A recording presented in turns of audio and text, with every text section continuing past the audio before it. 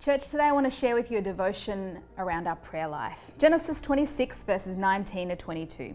Isaac's servants dug in the valley and discovered a well of fresh water there. But the herders of Gerar quarreled with those of Isaac and said, "The water is ours." So he named the well Esek because they disputed with him. And then they dug another well, but they quarreled over that one also. So he named it Sitnah. He moved on from there and dug another well, and no one quarreled over it.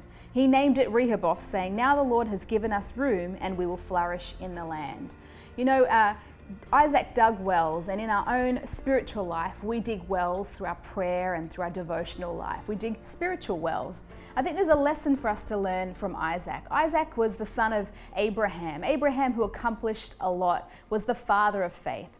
And he's the father of Jacob. So Isaac's son was Jacob, and Jacob is another man of great faith, not always the best character, but someone who believed God for big things. And Isaac is kind of sandwiched between Abraham and Jacob in the Bible. And if you go back and look at the life of Isaac, there's not a whole lot of things that he accomplishes during this time. In fact, biblical scholars kind of refer to Isaac as the caretaker of the promise.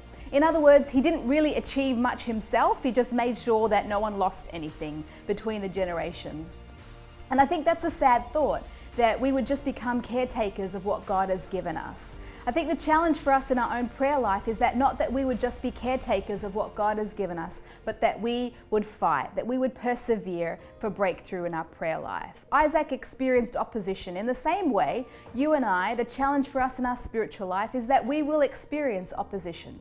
We will experience distractions from our prayer life, but we can make a decision to fight, to pray regularly, to dig those spiritual wells in our lives, and to not just be caretakers of what God has given us, but to actually advance the kingdom of God. Be blessed.